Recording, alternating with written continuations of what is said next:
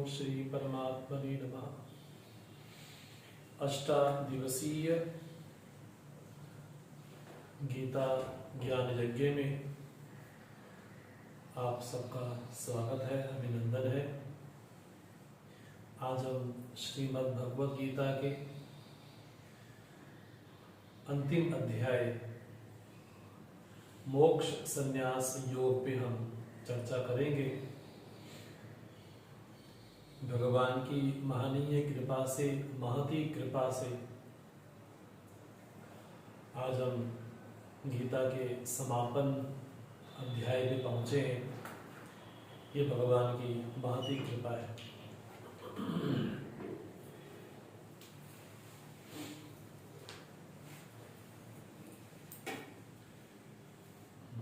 11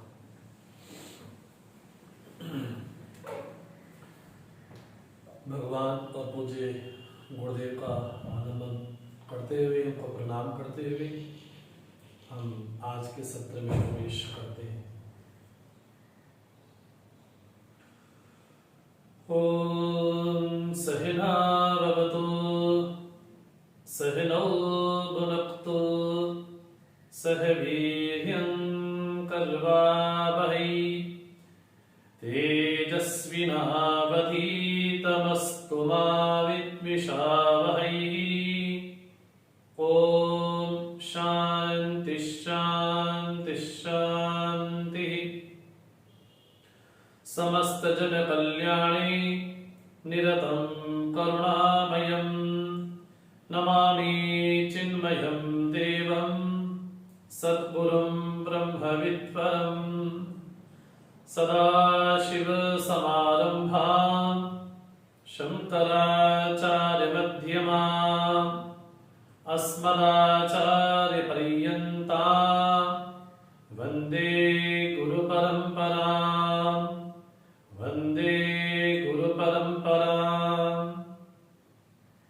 वसुदेवसुतं देवं कंसचाणूरमर्दनं देवकी परमानन्दं कृष्णं वन्दे जगद्गुरुं कृष्णं वन्दे जगद्गुरुम्।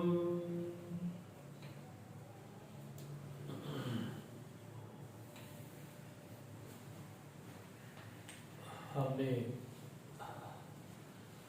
अर्जुन विषाद योग से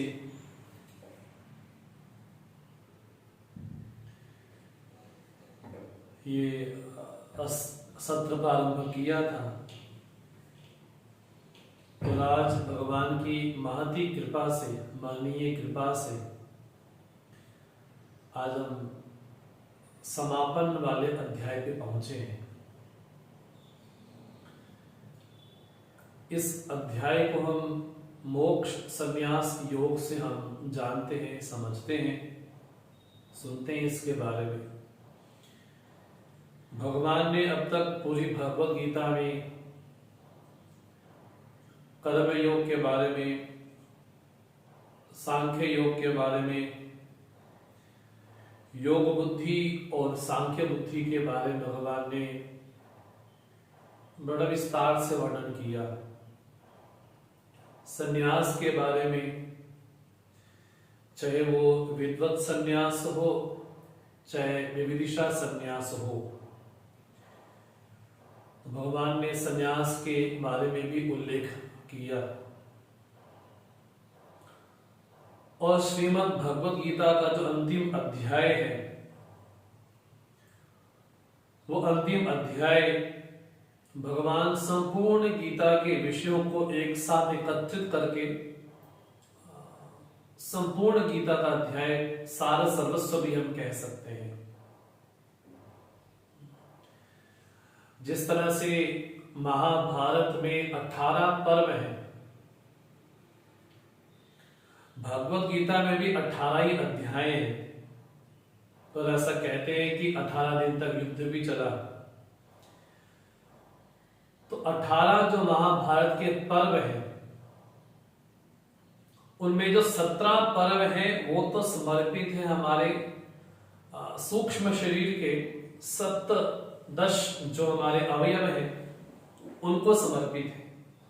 अंतःकरण, इंद्रियां, प्राण इत्यादि जो 17 अवयव है वो तो उसको समर्पित है, लेकिन 18वां जो अपर्व है वो समर्पित है भगवान श्री कृष्ण के चरणों में। तो अब तक हमने त्याग के बारे में, संन्यास के बारे में, कर्मयोग के बारे में, सांख्य बुद्धि के बारे में, वर्णों के बारे में, आश्रम व्यवस्था के बारे में बड़े विस्तार से हमने श्रवण किया है। भगवान के मुखारविंद से श्रवण किया हमने। तो श्रीमद् भगवद गीता का सबसे सुदीर्घ अध्याय है 18वां अध्याय, और 78 इसमें श्लोक हैं, और बड़ा सुव्यवस्थित तरीके से यह अध्याय हमको प्राप्त होता है। इस पूरे अध्याय में भगवान ने 71 श्लोक बोले, और 5 श्लोक संजय ने कहे और 2 श्लोक अर्जुन ने कहे। ये इस अध्याय की रूपरेखा है। पहले श्लोक से लेकर के 17 श्लोक तक भगवान ने जो वर्णन किया है, वर्णन भगवान ने किया है त्याग और संन्यास का। 18 से 40 तक जो श्लोक हैं उनमें भगवान ने वर्णन किया है गुणों की मीमांसा का, और 41 से 45 तक वर्ण व्यवस्था का भगवान ने बड़ा सुंदर उल्लेख किया, और 45 से 49 तक फिर संन्यास की भगवान ने बड़ी लंबी स्तुति की है। इतना ये विस्तृत अध्याय है, जिस अध्याय में 3 गुणों के आधार पर त्याग 3 प्रकार का, ज्ञान 3 प्रकार का, कर्म 3 प्रकार का, कर्ता 3 प्रकार का, बुद्धि 3 प्रकार की, धृति 3 प्रकार की, और सुख भी 3 प्रकार का। क्योंकि सृष्टि में जो भी कुछ है वो सब कुछ त्रिगुणात्मक है, तो 3 की श्रेणी में ही आता है, सत्व रजतम। तो जब पूरी सृष्टि त्रिगुणात्मक है, त्रिगुण के घेरे में है, तो जो भी कुछ सृष्टि में है वो सब 3 ही है। तो सुख भी सात्विक राजसिक तामसिक है, धृति भी सात्विक राजसिक तामसिक है, ज्ञान भी सात्विक राजसिक तामसिक है, कर्म भी सात्विक राजसिक तामसिक है, और त्याग भी सात्विक राजसिक तामसिक है। तो त्रिगुणात्मक सृष्टि होने के कारण, त्रिगुणमयी सृष्टि होने के कारण ये जो भी कुछ हमको इदम जगत में दिखाई पड़ता है वो सब त्रिगुण के घेरे में ही आता है।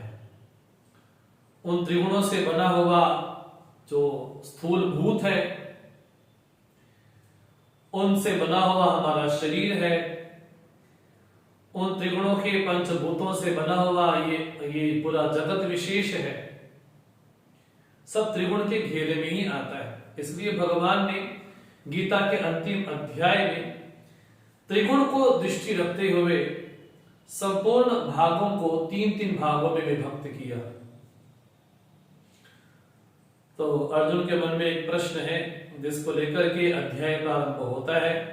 अर्जुन ये कहते हैं, संन्यासस्य महाबाहो तत्त्वमिच्छामि वेदितुम् त्यागस्य च ऋषिकेश पृथक् केशि निषूदन। हम अर्जुन की शरणागति भी देखें कि वो अर्जुन जो भगवान से ये कहता था ना योत्स्य, मैं युद्ध नहीं करूंगा, ये वही अर्जुन है जो भगवान को उल्हाना देता था, अहो बत महत् पापम कर्तुम व्यवसिता वयम, हम बड़ा भयानक पाप करने जा रहे हैं। ये वही अर्जुन है जो भगवान से कहता था कि आपके वाक्य मुझे बड़े मोहित से करते हैं, बुद्धि मोहयसी, इसलिए जो मेरे लिए सही हो मुझे बताएं। ये वही अर्जुन है जो भगवान से कहता था आपने जो योग बतलाया 6ठे अध्याय में, इसकी मैं स्थिति नहीं देख पा रहा हूं। लेकिन वही अर्जुन की स्तुति में भगवान ने स्वयं कहा कि तुम अनसूये हो, तुम दूसरों में दोष बुद्धि नहीं रखते हो, अपने तुम प्रमाण बुद्धि रख करके मेरे वाक्य को श्रवण कर रहे हो। और भगवान ने भी उस बात को स्वीकार किया। भगवान ने कहा तुम तो मेरे वाक्यों को अमृत के समान पी रहे हो, न केवल सुन रहे हो, अभी तुम पी भी रहे हो। इसलिए अर्जुन कहते हैं सर्वम एतद् धृतम मन में, आप जो कुछ कहते हैं मैं सब सत्य ही मानता हूं। अब आप बोलते जाइए, मैं बस आपको सुनना ही चाहता हूं। तो हम अर्जुन का जो अधिकार देखते हैं। अब अर्जुन ने भगवान का जब विराट रूप देखा तो भगवान से क्षमा याचना भी की कि प्रभु मैं तो आपसे न जाने क्या क्या कह देता था, आपसे कैसा व्यवहार आपसे कर देता था, लेकिन आपकी महिमा को मैं नहीं जानता था। तो भगवान ने अर्जुन पे कृपा करके संपूर्ण मानव जाति को ये गीता का महान उपदेश दिया। अब अर्जुन इतना शरणापन्न हो चुका है कि भगवान को बार बार संबोधित करता है। तो प्रथम श्लोक में जब हम देखते हैं, हे केशी निषूदन, हे महाबाहो, हे ऋषिकेश, तो एक ही श्लोक में 3-3 नाम भगवान के लेते हैं अर्जुन। आप केशी निषूदन हैं, आप महाबाहो हैं, आप ऋषिकेश हैं। हे ऋषिकेश, हे महाबाहो, हे केशी निषूदन, अहम तत्त्वं वेदितुम् इच्छामि। हे महाबाहो, हे ऋषिकेश, हे अंतर्यामी परमात्मा, हे केशी निषूदन, मैं तत्व जानना चाहता हूं। किसका तत्व? तो का त्यागस्य संन्यासस्य च तत्त्वं वेदितुम् इच्छामि। वास्तव में संन्यास क्या है और वास्तव में त्याग क्या है, इन दोनों का जो तत्व है, जो अर्थ है, वो मैं आपके मुखारविंद से सुनना चाहता हूं, मैं जानना चाहता हूं। अब तक तो अर्जुन ने संन्यास के बारे में, कर्म संन्यास के बारे में बड़ा विस्तार से सुना है। पंचम अध्याय में भी सुना है, चतुर्थ अध्याय में भी सुना है। अब अर्जुन कहते हैं कि प्रभु अब मैं उन दोनों का तत्व जानना चाहता हूं कि दोनों का तत्व अर्थात अर्थ क्या है, वास्तव में संन्यास क्या है और वास्तव में त्याग क्या है, उन दोनों का तत्व मैं जानना चाहता हूं। तो भगवान ने कहा कि आपने जो प्रश्न किए अर्जुन, इसके बारे में जो अन्य लोग हैं, जो मनीषी लोग हैं, जो बुद्धिमान हैं, जो मननशील हैं, वो इसके बारे में क्या बोलते हैं, पहले उनका मत सुनो, फिर बाद में अपना मत बतलाऊंगा। मतलब भगवान यही नहीं कहना चाहते कि केवल मैं ही बतला रहा हूं, अभी तो इसके पूर्व जो मनीषी भी हुए हैं वो भी इसका उत्तर दे चुके हैं। तो अलग अलग प्रकार से अलग अलग मनीषियों ने अलग अलग उत्तर भी दिए हैं। तो भगवान कहते हैं काम्यानाम कर्मणाम न्यासम संन्यासम कवियो विदुः सर्व कर्म फल त्यागम प्राहु त्यागम विचक्षणाः। तो कवियो विदुः, जो कवि लोग हैं, जो क्रांतदर्शी हैं, जो भूत भविष्य वर्तमान को जानते हैं, वो क्या बोलते हैं? काम्यानाम कर्मणाम न्यासम, जो काम्य कर्म हैं, जो कामना से जुड़ करके कर्म किए जाते हैं, उनका त्याग ही वास्तव में संन्यास है। ये कौन कहते हैं? जो कवि लोग कहते हैं। और जो विचक्षण है, जिनकी बुद्धि बड़ी पैनी है, बड़ी सूक्ष्म है, वो क्या बोलते हैं? विचक्षणा प्राहु। जो विचक्षण लोग हैं अर्थात जो बुद्धिमान है, वो क्या कहते हैं? सर्व कर्म फल त्यागम, समस्त कर्मों के फलों का त्याग ही त्याग है। ऐसा कुछ लोग कहते हैं। त्याज्यम दोषवत इति एके, कुछ लोग कहते हैं कि ये त्याज्य ही है, काम्य कर्म को त्याग ही करना चाहिए। इति कर्म प्राहु मनीषिणः, जो मनीषी जन है वो कर्म के बारे में ऐसा बोलते हैं। कुछ लोग बोलते हैं यज्ञ दान तपा कर्म न त्याज्यम इति चापरे, अपने मैंने इसके अलावा कुछ लोग कहते हैं कि यज्ञ दान तप जो कर्म है इनका त्याग नहीं करना चाहिए। तो भगवान तो उनका उल्लेख करते हैं कि जो उनके बारे में मत है लोगों का, संन्यास के बारे में और त्याग के बारे में। भगवान कहते हैं सुनो, निश्चयं शृणु मे तत्र त्यागे भरत सत्तम त्यागो ही पुरुष व्याघ्र त्रिविधा संप्रकीर्तिता। ये पुरुष व्याघ्र, अरे तुम तो में लाडले शेर हो। ये भगवान कितनी स्तुति अपने अर्जुन की करते हैं। शृणु, हे भरत सत्तम, हे पुरुष व्याघ्र, तत्र त्यागे, उस त्याग के बारे में शृणु, सुनो। वो त्याग भी कैसा है? तो कहा त्रिविधा संप्रकीर्तिता, 3 प्रकार का त्याग भी होता है। तो अध्याय बड़ा विस्तृत है, तो विहंगम दृष्टि से उस पे हम आलोचना करते हुए जाएंगे। आसमंतावलोचनम, उस पे संपूर्ण दृष्टि डालते हुए जाएंगे हम। यज्ञ दान तपः कर्म न त्याज्यम कार्यमेव तत् यज्ञोदानं तपश्चैव पावनानि मनीषिणा। ये भगवान की उक्ति है। अर्जुन, जो यज्ञ दान तप आदि कर्म है ना त्याज्यम, उनको त्यागना नहीं चाहिए, कार्यम एव, उसको करना ही चाहिए। क्यों? क्योंकि यज्ञ दान तप ये क्या करते हैं? बोले पवित्र करने वाले हैं, पवित्र करते हैं बस। इसलिए कभी भी जीवन में यज्ञ का, दान का, तप का त्याग नहीं करना चाहिए। ये अभी तो व्यक्ति को परिशुद्ध करते जाते हैं, क्योंकि इनमें कोई दोष नहीं है, ये तो व्यक्ति को पवित्र ही करते हैं। इसलिए भगवान कहते हैं एतान्य भी तो कर्माणि संगम त्यक्त्वा फलानि च कर्तव्यानि मे पार्थ निश्चितम मतम उत्तमम।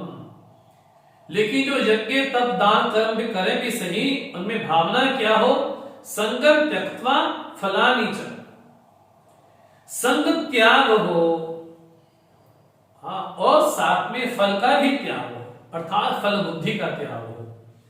मतलब यज्ञ भी करे, दान भी करे, तप भी करे, लेकिन वहां पर जो संग बुद्धि हमारी बन जाती है, इसके बिना मैं अगर नहीं होगा तो नहीं कर सकता हूं, अगर होगा तो ये कर सकता हूं, तो वहां पर संग नहीं होना चाहिए। वो साथ में जो फल बुद्धि वहां पर है, तो फल बुद्धि भी नहीं होनी चाहिए। इसलिए क्या बोलते हैं? कर्तव्यानि की, मुझे करना ही चाहिए, ऐसा ऐसा मानना चाहिए। अब भगवान कहते हैं नियतस्य तु संन्यासः कर्मणा नोपपद्यते मोहातस्य परित्यागः तामसः परिकीर्तिताः। अब तामसिक त्याग क्या है?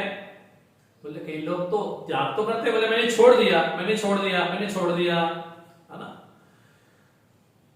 तो तामसिक त्याग क्या है?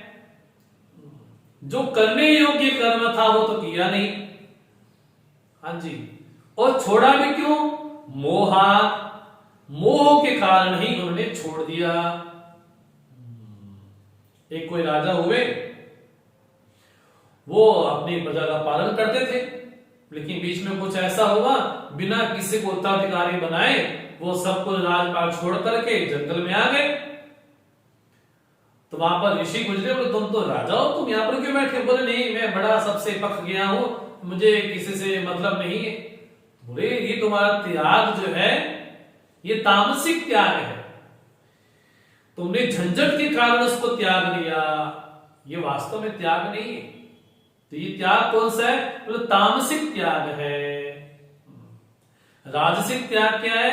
दुखम इत्येव यत् कर्म काय क्लेश भयात् त्यजेत् स कृत्वा राजसं त्यागं नैव त्याग फलम लभेत्। बोले डर के कारण, क्लेश के कारण, झंझट लगता है रोटी बनाने में, कपड़े बनाकर करने बड़ा झंझट लगता है, इससे बढ़िया के सन्यासी ले ले। बोले वहां पर तो भरी बनाई रोटी मिलेगी, खाने को मिलेगी, बोले इसके कारण, बोले झंझट कौन पाले, इससे बढ़िया घर से भाग ही जाए। बोले ऐसा जो त्याग है वो राजसिक त्याग है। और कार्यम इत्येव यत् कर्म नियतं क्रियते अर्जुन संगम त्यक्त्वा फलं चैव सत्याग सात्विको मतः। सात्विक त्याग क्या है? बोले कर्म करना ही चाहिए। जो कर्म मेरे लिए भगवान ने निश्चित किया है वो कर्म मुझे करना ही चाहिए, लेकिन संग और फल का त्याग करके, बस ऐसा जो त्याग है वो सात्विक त्याग है। अर्थात भगवान ये कहना चाहते हैं कि जीवन कैसा हो? बोले कर्तव्य परायण जीवन हो। एक जीवन होता है इच्छा परायण और एक जीवन होता है कर्तव्य परायण और एक जीवन होता है प्रभु परायण। भगवान कहते हैं सात्विक त्याग क्या है?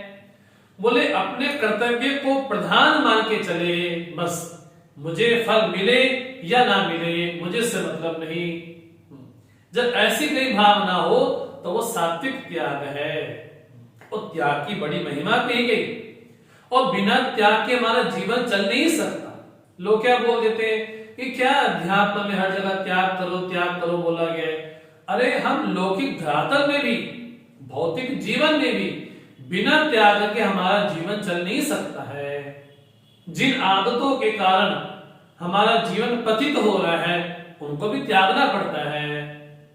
हाँ जी, अगर कोई समृद्ध होना चाहता है, कोई बिजनेसमैन अच्छा बनना चाहता है, उसके जिनमें जो दुष्ट कर्म है, दुष्ट स्वभाव है, उनको त्यागना पड़ता है। अगर कोई बेस्ट प्लेयर बनना चाहता है, उसको अपने जीवन में आने वाली जो रुकावटें हैं, जो बुरी आदतें हैं, उनका त्याग करना पड़ता है। जिसको ओलंपिक मेडल लेना है, हाँ जी, संगीत में श्रेष्ठ बनना है, पेंटर बनना है, हाँ जी, उनको क्या करना पड़ेगा? बोले उनके जीवन में जो बुरी आदतें, दुष्कर्म है, उनका त्याग करना पड़ेगा। तो ऐसा कोई ये नहीं कह सकते कि त्याग केवल अध्यात्म में ही है। जिस व्यक्ति को जहां भी जिस फील्ड में समृद्ध होना है, ऊंचाई पे जाना है, उन चीजों को पाना है, जो उसका जीवन का एक स्वप्न है, उसको पाने के लिए व्यक्ति को फिर दुष्ट चीजों का, दुष्ट स्वभावों का, दुष्ट संसारों का व्यक्ति को त्याग करना ही पड़ता है। इसलिए त्याग तो हर क्षेत्र में है। ये नहीं कि केवल अध्यात्म में ही त्याग है, अभी तो सर्वत्र त्याग ही है, और बिना त्याग के किसी को कुछ प्राप्त होता भी नहीं। इसलिए वेद भी बोलते हैं त्यागेन एके अमृतत्व मानुषु, त्याग के द्वारा ही अमृतत्व की प्राप्ति होती है। इसलिए त्याग सर्वश्रेष्ठ है। त्याग की महिमा को समझा जाए।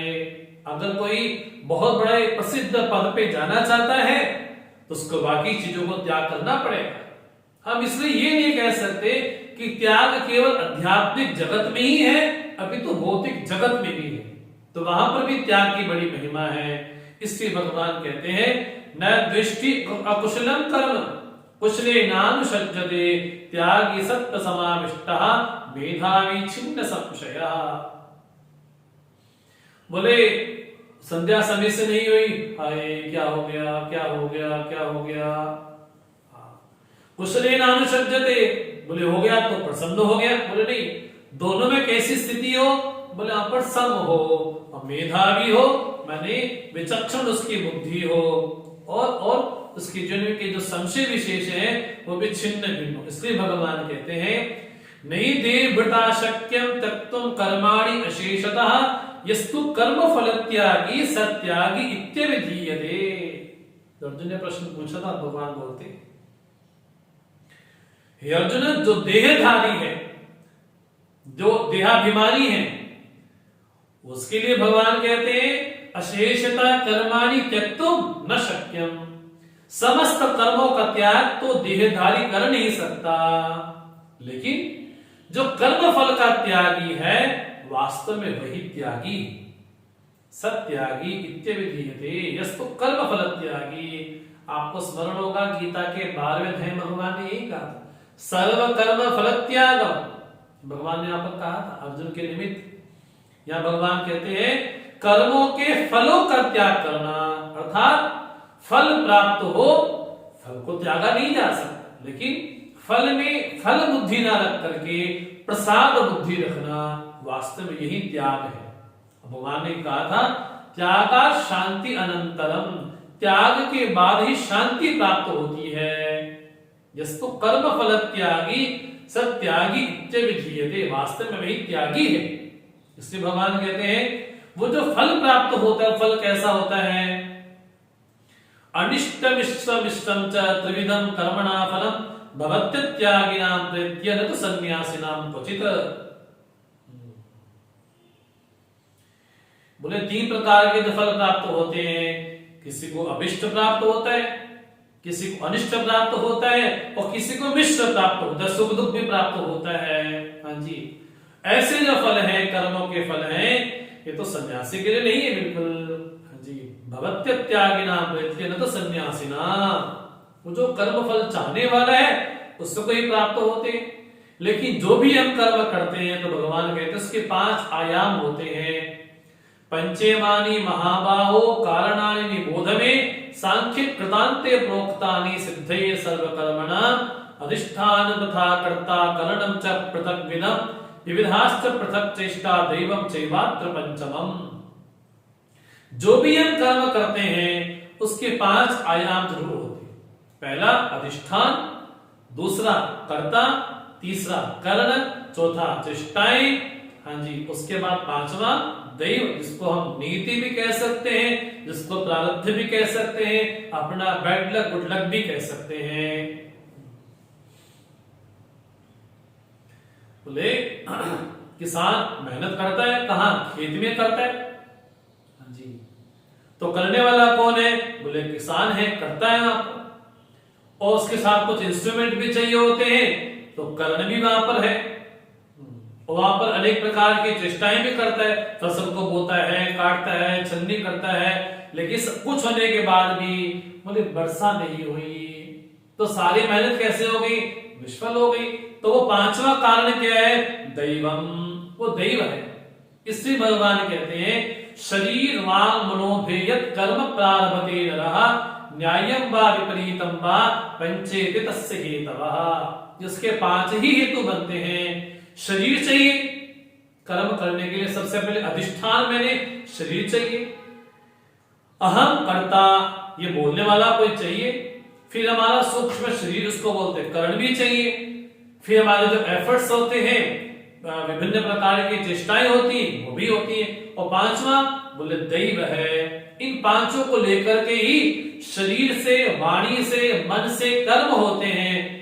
वो न्याय हो या विपरीत हो, उसके 5 ही मुख्य कारण होते। लेकिन तत्रैवं सति कर्तारं आत्मानं केवलं तुया पश्यत कृतबुद्धित्वात् न स पश्यति दुर्मतिः। जो ये जानता है कि करने वाला तो शरीर है, इंद्रियां है, मन है, बुद्धि है, मैं नहीं करने वाला हूं, हाँ जी, लेकिन वो क्या देखता है? अकर्ता आत्मा को देखता है। वो जो देखता है वो वास्तव में वही देखता है। लेकिन जो ये देखता है कि मैं ही करने वाला हूं, भगवान बोलते हैं वो देखते भी नहीं देखता। इसलिए भगवान कहते हैं यस्य नाहं कृतो भावः बुद्धि यस्य न लिप्यते हत्वा पेशमान लोकान् नहन्ति न निबध्यते। जिसके मन में अहम भाव नहीं है, हाँ जी, और यस्य बुद्धि न लिप्यते, जिसकी बुद्धि लिप्त नहीं होती। भगवान इतनी बड़ी स्टेटमेंट बोलते हैं इमान लोकान् हत्वा भी, इन लोगों की हत्या भी करते, हाँ जी, ना निबद्धते, फिर बंधन में नहीं आता। भगवान शिव कैसे हैं? अहम भाव नहीं है और बुद्धि लिप्त नहीं होती, इसलिए प्रलय काल में बड़ा भयंकर विनाश करते हैं। वो ईमान लोकान हत्वा भी, तीनों लोगों की, हाँ जी, नाश भी कर दे, तब भी उससे बंधते नहीं है, क्योंकि आपका कर्ता भाव नहीं है। जहां कर्ता भाव नहीं है फिर वहां भोक्ता भाव भी नहीं हो सकता। इसलिए भगवान कहते हैं ज्ञानम ज्ञेयम परिज्ञाता त्रिविधा कर्म चोदना करणम कर्म करते थी त्रिविधा कर्म संग्रह। अब भगवान ज्ञान के और ज्ञाता उसका जो कर्म विशेष है उनका भगवान वर्णन करते हैं। भगवान कहते हैं ज्ञानम कर्म च कर्ता च तथैव गुण भेदता प्रोचते गुण संख्याने यथावत् शृणुतान्यपि। बड़े संक्षेप में भगवान कहते हैं 3 प्रकार के ज्ञान, 3 प्रकार के कर्म और 3 प्रकार के कर्ता क्या होते हैं, इसको सुनो। हाँ जी, तो जैसा ज्ञान होगा वैसा मेरा कर्म होगा। अगर सात्विक ज्ञान है तो कर्म सात्विक, अगर राजसिक ज्ञान है तो कर्म राजसिक, अगर तामसिक ज्ञान है हाँ जी तो कर्म भी तामसिक होगा। तो जीवन में जो हमारा ज्ञान होगा, जो हमारी समझ होगी, जो हमारी मान्यता विशेष होगी, उस मान्यता के आधार पे, समझ के आधार पे, ज्ञान के आधार पर हमारा कर्म भी होगा। जीवन में सात्विक ज्ञान क्या होता है, भगवान कहते हैं सर्वभूतेषु येन एकम भावम अव्ययम ईक्षते अविभक्तम विभक्तेषु तज्ज्ञान विद्धि सात्विकम। संपूर्ण भूतों में एक अव्यय परमात्मा ही है।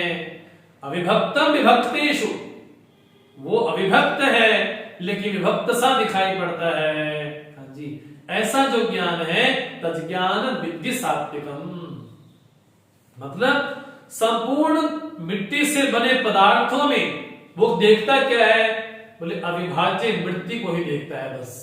वो घड़ा, कसोरा, कुल्हड़ नहीं देखता, वो यहाँ पर मिट्टी ही देखता है, अर्थात केवल उस अविभक्त को ही देखता है। समस्त तरंगों में वो जल को ही देखता है, समस्त चिंगारियों में केवल आग को ही देखता है। जी, बोले उसकी दृष्टि कहाँ है, बोले एकत्व पर है। ऐसा जो ज्ञान है वो कैसा ज्ञान होगा, अविभक्तम। बोले आकाश हर जगह व्यापक है, हर जगह गया हुआ है, सूक्ष्म भी है, व्यापक भी है, लेकिन हमारे कर्ण छिद्रों में भी है, हमारे नासिका छिद्र में भी है। बोले जहां पर बैठे वहां पर भी आकाश है। आकाश हर जगह गया हुआ है लेकिन कहीं भी लिप्त नहीं होता। वैसे ही संपूर्ण भूतों में केवल एक ही परमात्मा का निवास है और वो अविभक्त है। ऐसा जिसका ज्ञान है वो सात्विक ज्ञान है। और पृथक्तेन्द्र यज्ञानम नाना भावा पृथक विधान वेत्ति सर्वेषु भूतेषु तज्ज्ञानम विद्धि राजसम। राजसिक ज्ञान है, बोले अलग अलग देखता है, प्रांतों में देखता है, अपने आप को बांट करके देखता है।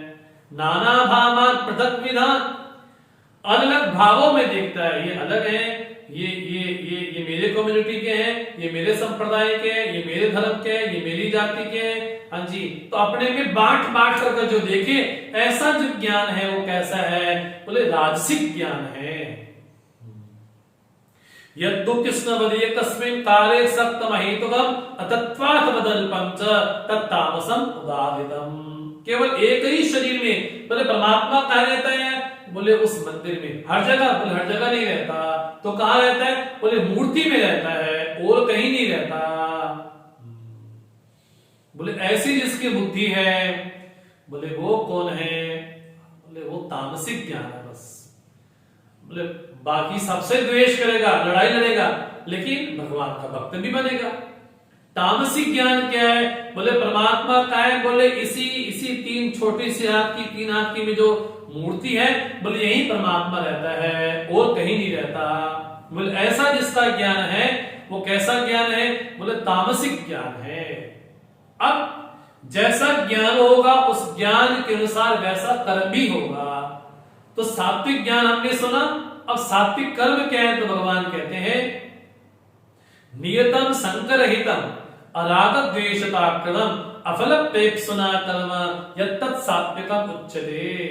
सात्विक कर्म क्या है, नियत कर्म करना, अर्थात जो मेरा वर्ण, मेरा आश्रम, मेरी पोजीशन, मेरा पद, मेरी प्रतिष्ठा, उसके अनुसार कर्म करना। ये कौन सा कर्म, नियत कर्म है। और कैसा कर्म हो साथ में, अराग द्वेषतः असंगरहितम, संगरहितम, बोले वहां पर संग भी ना हो, बिना राग द्वेष की किया वो कर्म हो, साथ में फल की आकांक्षा ना हो, ऐसा जो कर्म होगा वो सात्विक कर्म होगा।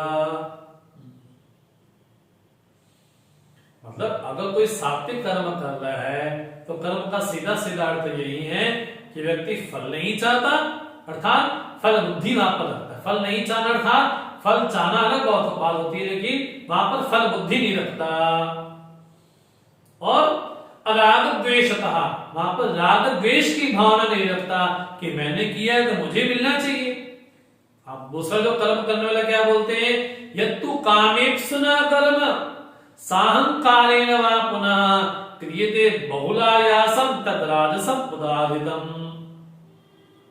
राजसिक कर्म क्या है, बोले कामना रख करके और गर्व की भावना, अहंकार की भावना रख करके जो कर्म किया जाता है, और बहुलायासम, एक कर्म को करने कितने सारे वो आयास करने पड़ते हैं, प्रयास करने पड़ते हैं, एफर्ट्स करने पड़ते हैं, तब जाकर के कर्म होता है। हाँ जी, बोले ऐसा जो कर्म होगा वो राजसिक कर्म होगा। और अनुबंधम क्षयम हिंसा अनपेक्ष पौरुषम मोहादारभ्यते कर्म यत्तत् तामसम उच्यते। और तामसिक कर्म क्या है, बोले मोह से ही प्रारंभ होता है। उस कर्म में किसी की हिंसा छिपी होती है, वहां पर कड़वे वचन बोले जाते हैं। हाँ जी, और किसी का न आदि अंत का ध्यान रखा जाता है, हिंसा भी वहां पर होती है। ऐसा जो कर्म होगा वो तामसिक कर्म होगा। तो भगवान ने ज्ञान भी 3 प्रकार का कहा, कर्म भी 3 प्रकार का कहा। अब भगवान कहते हैं जो करता है वो भी 3 प्रकार का होता है। मैं करने वाला हूं, ये भी 3 कैटेगरी में आता है। तो कौन सी, मुक्त संगा, अनहंगारी, धृति उत्साह समन्विता, सिद्ध सिद्धो निर्विकारः कर्ता सात्विक उच्यते। सात्विक कर्ता कौन है, पहली बात उसमें मुक्त संगा, किसी का संग नहीं करता। अनहंगवादी, मैंने किया ये नहीं बोलता। और धृति उत्साह समन्विता, उसमें बड़ा उत्साह है, बड़ा उद्यम है उसमें। और जो फल भी प्राप्त होगा उसमें भी सिद्धियो निर्विकार, सफल हो निष्फल हो वहां पर भी वो कैसा है, निर्विकार है। ऐसा जो करता होगा वो सात्विक करता होगा, कर्ता सात्विक उच्यते। और राजसिक कर्ता कौन है, रागी कर्म फल प्रेप्सु लुब्धो हिंसात्मको अशुचि हर्ष शोकान्विता कर्ता राजसा परिकीर्तिता। राजसिक कर्ता कौन है, पहली बात वहां पर राग है, रागी होने के कारण वहां पर राग है। और कर्म फल प्रेप्सु, फल पहले चाहता है, ये कर्म मैं इसलिए कर रहा हूं ताकि मुझे फल मिले, ये काम इसलिए कर रहा हूं ताकि मुझे फल मिले, मैं स्कूल इसलिए चला रहा हूं ताकि मुझे ये मिले, मैं इंस्टीट्यूशन इसलिए चला रहा हूं कि मुझे इसलिए ये मुझे मिले। तो वहां पर फल की पहले कामना है। और हिंसात्मक अशुचि, वहां पर कहीं ना कहीं हिंसा भी हो जाती है, लेकिन साथ में अपवित्रता भी होती है। और हर्ष और शोक के साथ जो कर्म किया जाता है, हर्ष एक राजसिक वृत्ति है। जब ऐसा हो जाए, भगवान कहते ऐसा जो करता होगा वो राजसिक करता होगा। तामसिक कर्ता कौन है, तो भगवान कहते अयुक्ता प्राकृता स्तब्धा शठा नैष्कृतिको अलसा विषादी दीर्घ सूत्री च शठा। बोले अयुक्त मैंने समाहित अंतःकरण ना हो, प्राकृत मैंने जीवन में कोई संस्कार नाम की चीज ही ना हो, कब क्या किसके सामने क्या बोल रहा है ये भी ना बताओ। स्तब्ध हो, मतलब किसी को प्रणाम भी ना करता हूं, मैं किसी को प्रणाम नहीं करता हूं। कौन है, शठ है, बड़ा मायावी है, बड़ा शठी है बड़ा। और निष्कृतिका, दूसरे की वृत्तियों में भेद देखने वाला है, दोष देखने वाला है। अलसा, बड़ा आलसी प्रवृत्ति का है। विषादी, बड़े खिन्न स्वभाव का है। लोग क्या बोलते हैं, समझ नहीं आती है बंदे का स्वभाव, पता नहीं क्या है। तो क्या बोलते हैं, क्षणे दुष्टा क्षणे तुष्टा, दुष्टा तुष्टा क्षणे क्षणे अव्यवस्थित चित्तान प्रसादों भी भयंकरा। कभी खुश हो गए, कभी नाराज हो गए, कभी खुश हो गए, कभी नाराज हो गए। बोले ऐसे व्यक्ति जब हंसते भी है ना, तब समझना चाहिए कि बड़ा कुछ भयंकर होने वाला है। ऐसे व्यक्ति से कोसों दूर रहना चाहिए, जिसका स्वभाव का पता ही ना हो कि कब नाराज हो जाए, कब गुस्सा हो जाए, कब गुस्सा हो जाए, कब नाराज हो जाए। क्षणे रुष्टा क्षणे तुष्टा, रुष्टा तुष्टा क्षणे क्षणे। एक एक पल में कभी हंस लिया, कभी रो पड़े, कभी निराश हो गए। बोले ऐसे व्यक्ति से बहुत दूर रहना चाहिए। वो कब क्या कर देंगे कोई भरोसा ही नहीं उनका। ऐसे कौन है? जो तामसिक करता है। और दीर्घसूत्री, दीर्घसूत्री मैंने कर लेंगे, हो जाएगा। भगवान भाष्य का बड़ा प्यारा शब्द बोलते। दीर्घसूत्री कौन है? कर्तव्याना दीर्घ प्रसारणा यद अद्य श्वो वा कर्तव्यम तद मासेन अपि न करोति या ये एवं भूता सकर्ता तामस उच्यते। जो काम आज करना है उसको महीने महीने लटका देना, कर लेंगे, हो जाएगा, देख लेंगे, ऐसा जो करने वाला कौन है? वो तामसिक करता है। तो भगवान ने अब तक 3 प्रकार का त्याग, 3 प्रकार का ज्ञान, 3 प्रकार का कर्म और 3 प्रकार का भगवान ने कर्ता कहा। अब भगवान 3 प्रकार की बुद्धि बोलते हैं। बुद्धि भेदम धृतश्चैव गुणता त्रिविधम शृणु प्रोच्यमानम शेषेण पृथक्तेन धनंजय। ये धनंजय बुद्धि के 3 विभाग कौन से हैं? हाँ जी, पहले थोड़ा संक्षेप में कहा हुआ है, लेकिन फिर थोड़ा विस्तार से उसको सुनो और अलग अलग करके सुनो। सात्विक बुद्धि कौन सी है? बुद्धि सबके पास में होती है, बुद्धिहीन कोई नहीं होता, लेकिन मेरे पास कौन सी बुद्धि है, कौन सी नहीं बुद्धि है, हम सदैव पता तो चले। तो भगवान कहते हैं सात्विक बुद्धि कौन सी होती है? प्रवृत्तिंच निवृत्तिंच कार्य कार्य भया भय बंधन मोक्षम च या व्यक्ति बुद्धि सा पार्थ सात्विकी। सात्विक बुद्धि का लक्षण क्या है?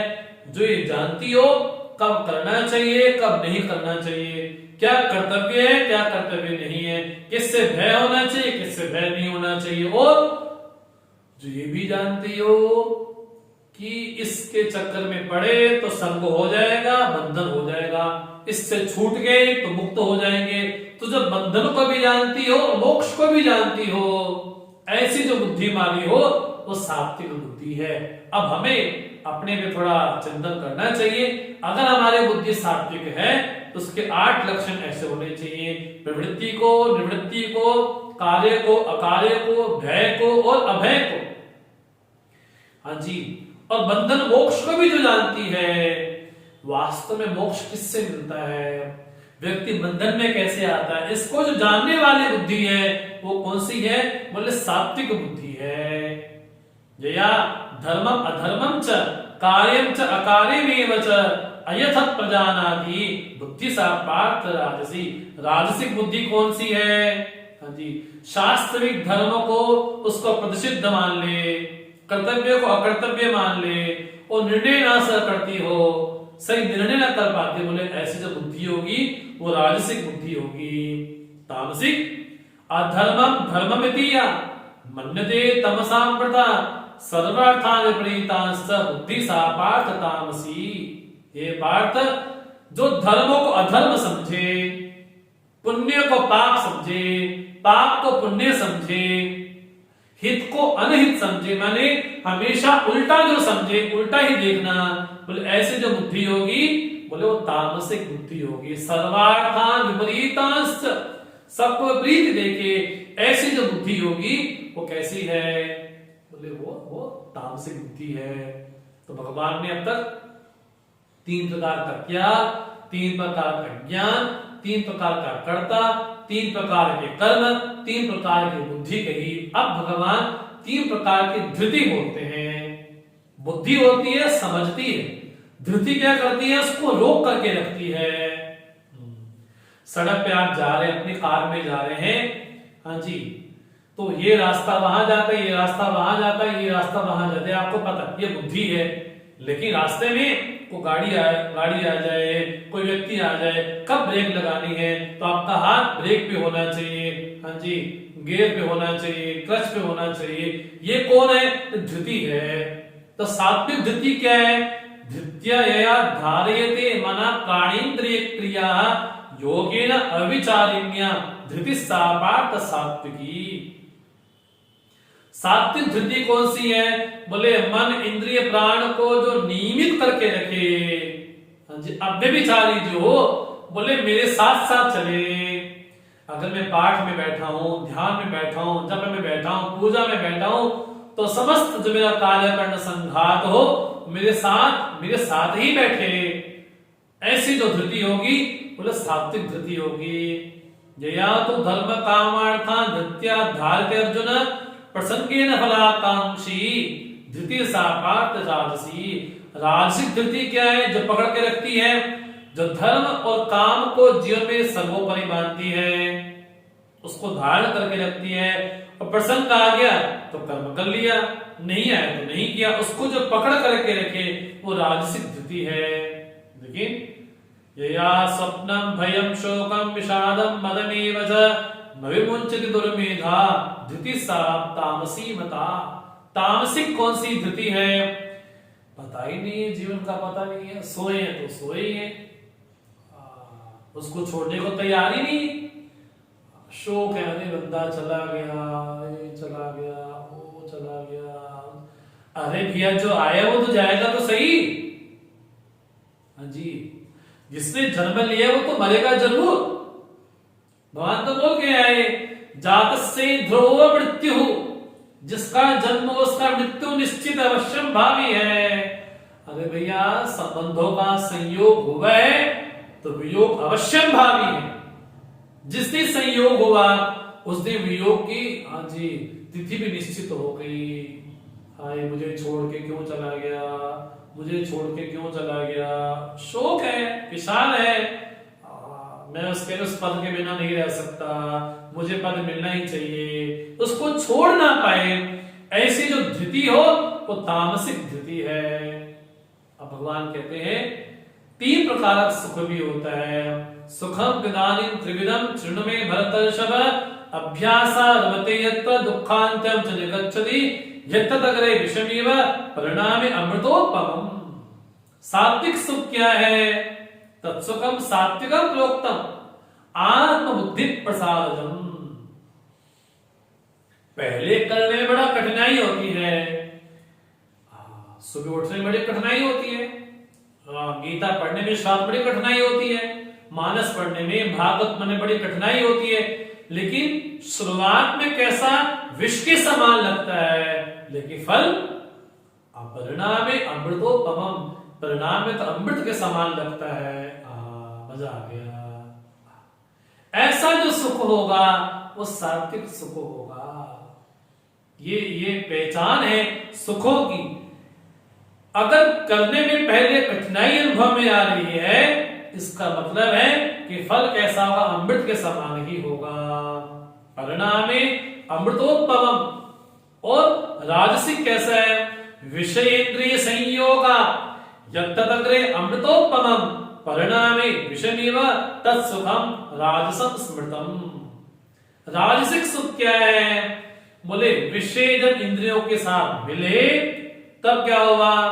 पहला कैसा लगता है?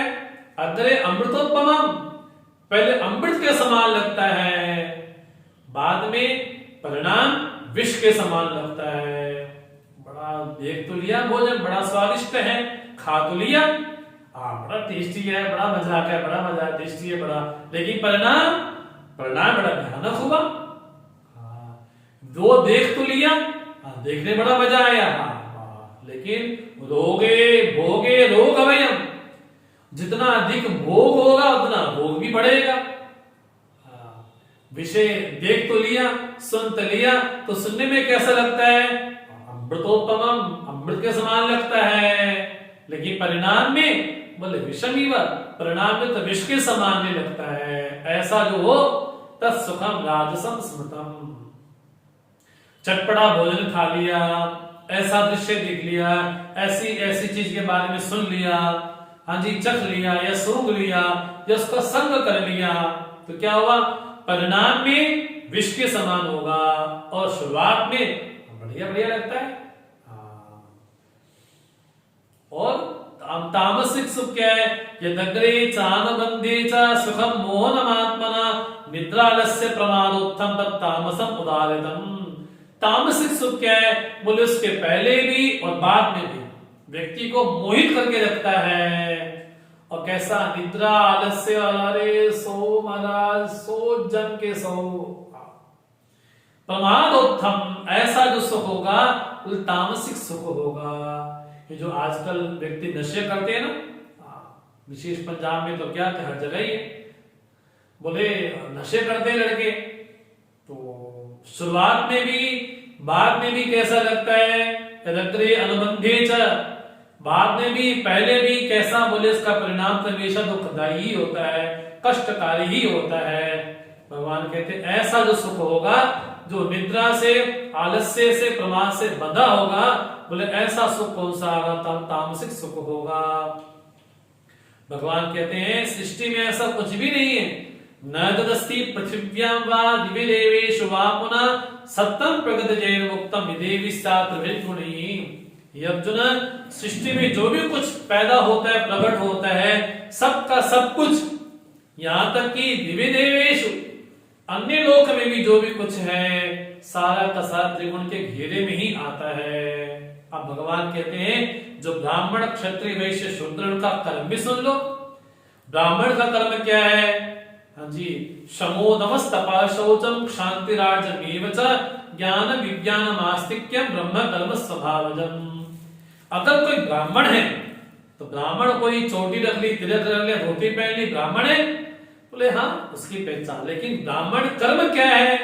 बोले उसके जिनमें संयम हो, अंतःकरण का भी, इंद्रियों का भी बड़ा पवित्र रहता हो, बड़ा सरल हो। हाँ जी, ब्राह्मण कौन हो? आर्जवम, जहां पर छल कपट ना हो, ये ब्राह्मण की पहचान बतलाएगी। अगर अपने आप को ब्राह्मण कहता है, मैं तो ब्राह्मण हूं, ब्राह्मण मतलब कौन? बोले स्वाभाविक कैसा हो? आर्जव मैंने सरलता हो, व्यवहार कुटिल ना हो, व्यवहार में छल कपट ना हो, ये राजसिक नहीं, कैसा? आर्जवम। वहां पर ज्ञान को प्राप्त करने की इच्छा हो, आस्तिक्य भाव हो, बोले भगवान को मानते तो मानते ही हैं, ऐसा जो कर्म होगा वो ब्राह्मण वाला कर्म होगा। क्षत्रिय का कर्म क्या है? शौर्यम तेजो धृति दाक्ष्यम युद्धे चाप्य पलायनम दानवीश्वर भावश्च क्षत्र कर्म स्वभावजम। क्षत्रिय का कर्म क्या है? शौर्य, तेज हो, धृति हो, दक्षता और युद्ध से ना भागे, और लोगों में दान की भावना हो, और सत्ता की भावना हो। सत्ता, मैं चलाने वाला हूं, मैं बॉस हूं, ये कौन सा है? लोग क्षत्रिय कर्म है। ऋषि को लक्ष्य वाणिज्यम वैश्य कर्म स्वभावजम परिचर्यात्मकम कर्म शुद्धस्यापि स्वभावजम। और कृषि करना, गौ का वाणिज्य कर्म करना, ये वैश्य कर्म है, और शुश्रूषा करना, सेवा करना, ये शूद्र का कर्म है। भगवान बोलते हैं स्वे स्वे कर्मणि अभिरता संसिद्धिम लभते नरः स्वकर्म निरता सिद्धिम यथा विदति तच्छृणु। अपने अपने कर्म में, अपने अपने वर्ण में व्यक्ति को अपना बेस्ट करना चाहिए। भगवान बोलते हैं स्वकर्मणा तम अभ्यर्च्य सिद्धिं विदति मानवः। बोले अपने धर्म में निष्ठ होना चाहिए, अपने कर्तव्य में निष्ठ होना चाहिए, उसके द्वारा भगवान की स्तुति करे। वैश्य भगवान की अपने कर्मों के द्वारा स्तुति करे, ब्राह्मण अपने कर्मों के द्वारा भगवान की स्तुति करे, क्षत्रिय अपने कर्मों के द्वारा भगवान की स्तुति करे, और शूद्र भी अपने कर्मों के द्वारा भगवान की स्तुति करे, उनकी अर्चना करे। तो क्या होगा? सिद्धि विन्दति मानवः। उसको सिद्धि माने फल प्राप्त होता है, अभिष्ट फल प्राप्त होता है। इसलिए भगवान कहते हैं श्रेया स्वधर्मो विगुणः परधर्मा सुनिश्चिता स्वभावनियतम कर्म कुर्वन्नाप्नोति किल्बिषम्। अपना धर्म में कोई दोष भी हो, लेकिन अपना धर्म, अपना कर्तव्य दूसरों की अपेक्षा श्रेष्ठ ही होता है। तो मुझे तो वैश्य वाला कर्म करना चाहिए, मुझे तो ब्राह्मण वाला कर्म करना चाहिए। अगर कोई मजदूर है, वो कहे कि मैं ऑफिस में बैठ करके वैसा कर्म करूं, अरे अपने कर्म में दोष भी हो तब भी उसको त्यागना नहीं चाहिए। लेकिन फिर भी ऐसा कोई कर्म नहीं जहां पर दोष ना हो। भगवान क्या कहते हैं? सहजम कर्म कौन्तेय सदोषं विनत्येत सर्वारंभाय दोषेन भूमिर अग्नि आवृताः। बोले अपने कर्म में दोष बुद्धि ना रखे, उसको दोष मानकर उसका त्याग ना करे। वो साथ में ऐसा कोई कर्म नहीं होता जहां पर कोई दोष ना हो। जैसे धुएं में अग्नि छिपी रहती है, बोले वैसे ही हर कर्म में कोई ना कोई दोष जरूर रहता है। भगवान कहते हैं जिसको ज्ञान निष्ठा चाहिए उसके बारे में सुनो। असक्त बुद्धि सर्वत्र जितात्मा विगत स्पृहा निष्कर्म सिद्धि परमाम संन्यास्य निगच्छति। उसको निष्कर्म सिद्धि प्राप्त होती, किसको? जिसकी बुद्धि सर्वत्र असक्त हो, उसका जो अंतःकरण हो वो कार्यकरण संघात कैसा हो? जित हो, और स्पृहा विशेष न, उसको निष्कर्म यानी मोक्ष की प्राप्ति होती है। भगवान कहते हैं सिद्धि प्राप्त था ब्रह्म तथाप्नोति निबोध में समाज से नैव कौन्तेय निष्ठा ज्ञान से या परा। जो ज्ञान की परा निष्ठा कैसी है, बड़े संक्षेप में भगवान कहते हैं कैसी निष्ठा होती ज्ञान निष्ठा। भगवान कहते हैं बुद्धिया विशुद्धिया युक्ता धृत्यात्मानं नियम्य च शब्दान् विषयान् त्यक्त्वा राग द्वेष विदुस्य च। शुद्ध बुद्धि के द्वारा और मन इंद्रिय प्राण जो धृति है उसको संयमित करके और जो शब्दादि विषयों का त्याग करके राग द्वेष से रहित होकर के और विविक्त से भी लघुभाषी यत्वाक्काय मानसा ध्यान योग परो नित्य वैराग्यम समपाश्रिता। विविक्त से मैंने एकांत का सेवन करता हो, पवित्र हो, लघुभाषी उसका जो आहार कैसा बड़ा संयमित हो और वाणी कर्म मन कैसा बड़ा संयमित उसके अधीन में रहे और जो नित्य जीवन में ध्यान को सर्वोपरि माने, वैराग्य का आश्रय ले, जिसके जीवन में अहंकारम बलम दर्पम कामम क्रोधम परिग्रहम विमुच्य निर्ममा शांता ब्रह्म भूयाय कल्पते। जिसके जीवन में अहंकार आदि जो दुर्गुण है उसका त्याग हो और ऐसा जो महापुरुष होगा उसके बारे में भगवान कहते हैं ब्रह्मभूता प्रसन्नात्मा न शोचति न कांक्षति समा सर्वेषु भूतेषु मद्भक्तिं लभते पराम्। सभी भूतों में समझो देखता हो, वस्तु की प्राप्ति में हर्षित ना होता हो, उसके वियोग में शोक ना करता हो, ऐसा जो महापुरुष होगा भगवान कहते हैं मद्भक्ति लभते पराम, उसको मेरी पराभक्ति प्राप्त होती है। और पराभक्ति से क्या होता है? तब भगवान कहते हैं भक्त्या माम अभिजानाति यावान यश्चास्मि तत्वता ततो माम तत्वतो ज्ञात्वा वशते तदनंतरम। अनन्य भक्ति के द्वारा क्या होगा?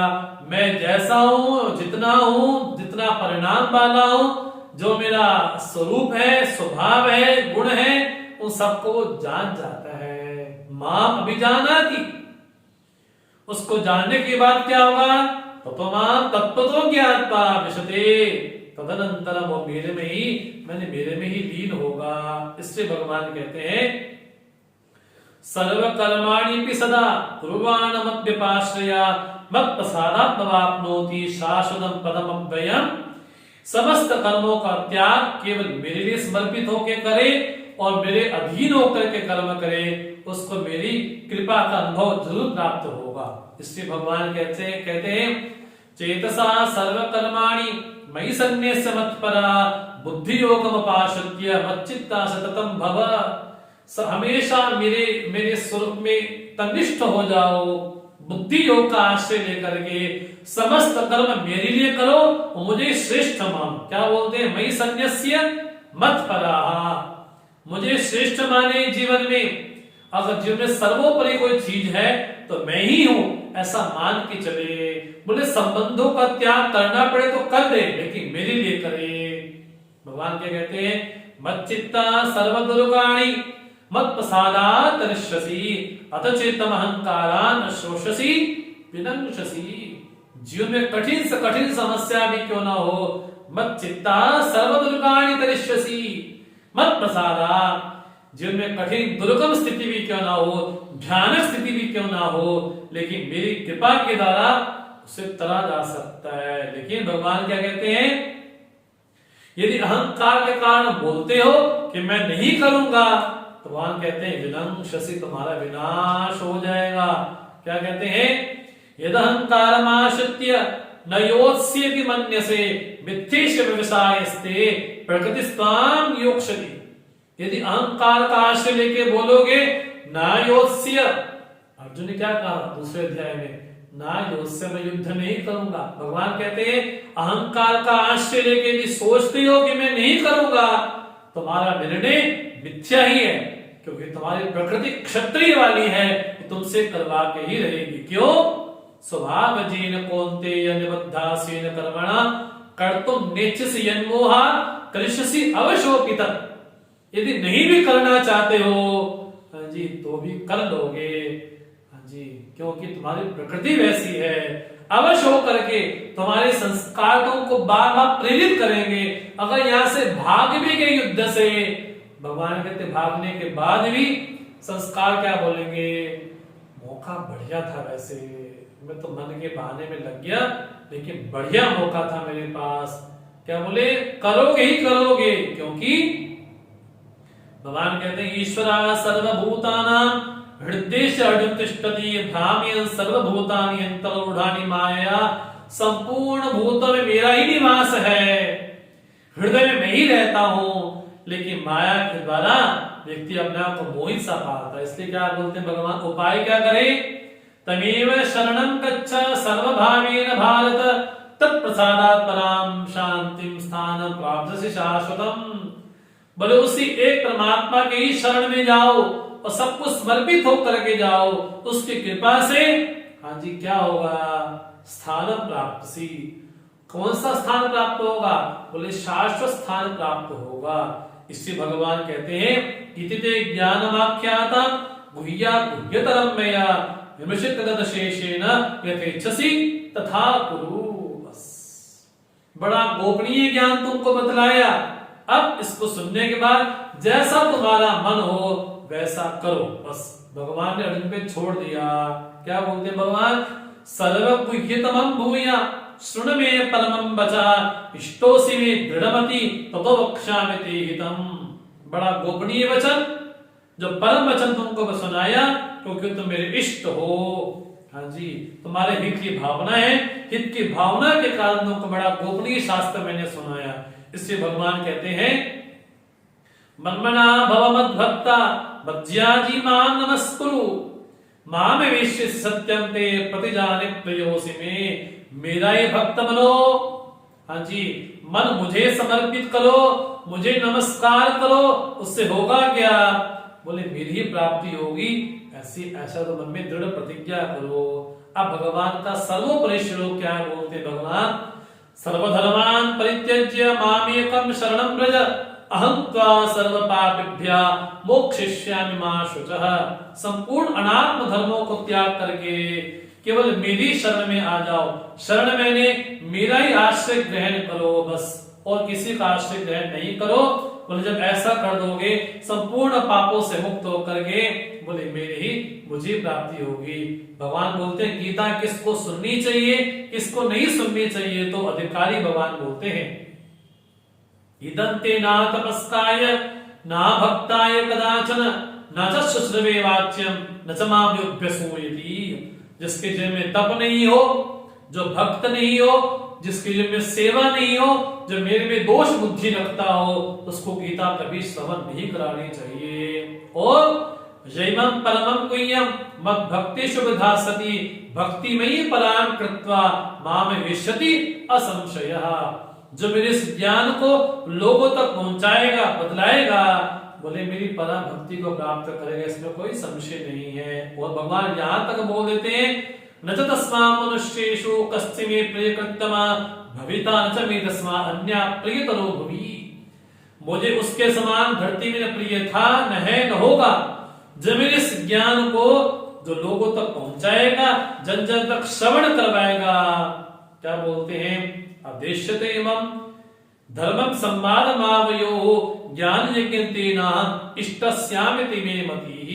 तुमको जो मैंने बतलाया है, ज्ञान दिया है, इसको जो संसार में पठन पाठन करवाएगा, हमारे संवाद को आपस में जो समाज को बोलेगा ज्ञान यज्ञ के द्वारा, वो मेरे लिए बड़ा अभिष्ट है। इसलिए भगवान कहते हैं श्रद्धावान अनुसूयश्च सुनियत यो नरः सोपि मुक्ता शुभान् लोकान् प्राप्नुयात् पुण्य कर्मणा।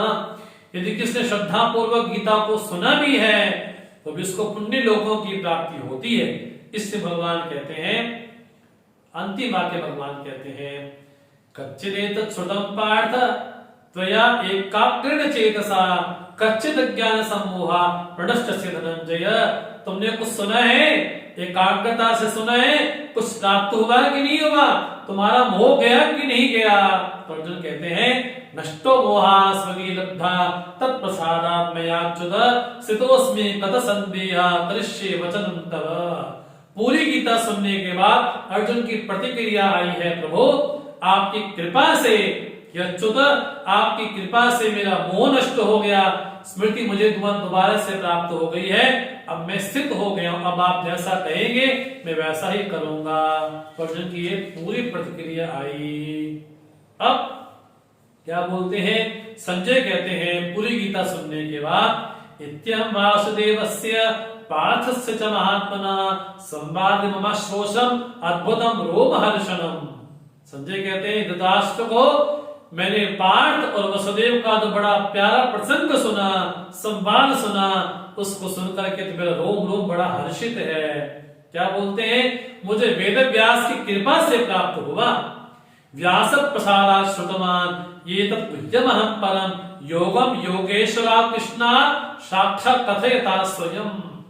ये तो भगवान वेद व्यास की कृपा है कि मैंने योगेश्वर भगवान का संवाद सुना, उसको सुन सुन करके मेरा जो रोम बड़ा हर्षित सा हो रहा है, उसको स्मरण करके मैं बड़ा विस्मृत सा हो रहा हूँ, बड़ा विस्मय में हो गया। इसलिए संजय कहते हैं यत्र योगेश्वरा कृष्णा यत्र पार्थो धनुर्धरा तत्र शिव विजयो भूति ध्रुवा नीतिर्मतिर्मम।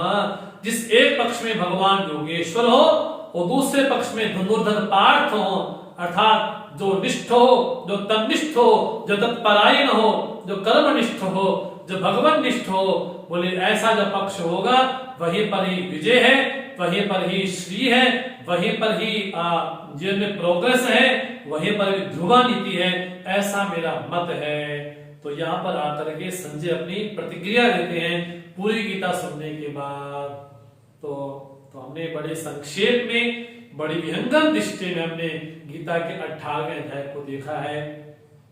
तो भगवान की माननीय कृपा से, महान कृपा से, गुरुदेव के आशीर्वाद से, पूज्य तपोवन महाराज की कृपा से हमने जो अष्टादिवसीय गीता ज्ञान यज्ञ था उनकी कृपा से हमने निर्विघ्न समाप्त किया है। तो गुरुदेव को और पूज्य तपोवन जी महाराज को, और आज गीता जयंती भी है, तो भगवान को हम ये संपूर्ण गीता जो हमने भगवान की कृपा से सुनी है, तो भगवान ऐसी कृपा करें कि वो जो गीता का ज्ञान को प्राप्त हुआ है आत्मसात भी हो, ऐसे भगवान हमको प्रेरणा भी दे और सद्धर्म में चलने को प्रेरणा दे, ऐसे भगवान से हम याचना करते हैं। यहाँ हनुमान जी का स्मरण आता है। हनुमान जी कहते हैं प्रभु की कृपा भयो सब काजो जन्म हमार सफल आजू। प्रभु की कृपा से ये सारा काम निर्विघ्न हुआ, अपने आप को धन्य अनुभव करते हैं। तो गीता हमारे जीवन में उतरे, ऐसे भगवान से प्रार्थना करते हैं। आपने बहुत लंबे समय से गीता का श्रवण किया हमारे साथ, इसलिए आपका बहुत बहुत धन्यवाद, आपका बहुत बहुत आभार। जैसा प्रसंग आगे होगा पुनः आपसे जरूर मिलना होगा, तब तक के लिए आपका बहुत बहुत साधुवाद, धन्यवाद। शांति मंत्र के द्वारा आज का सत्र हम समाप्त करते हैं। ओम सर्वे भवन्तु सुखिनः, सर्वे सन्तु निरामयाः, सर्वे भद्राणि पश्यन्तु, मा कश्चित् दुःखभाग् भवेत्। असतो मा सद्गमय, तमसो मा ज्योतिर्गमय, मृत्युर्मामृतं गमय। ओम पूर्णमदः पूर्णमिदं पूर्णात् पूर्णमुदच्यते, पूर्णस्य पूर्णमादाय पूर्णमेवावशिष्यते। ओम शांति शांति शांति। हरि ओम। श्री गुरुभ्यो नमः। हरि ओम।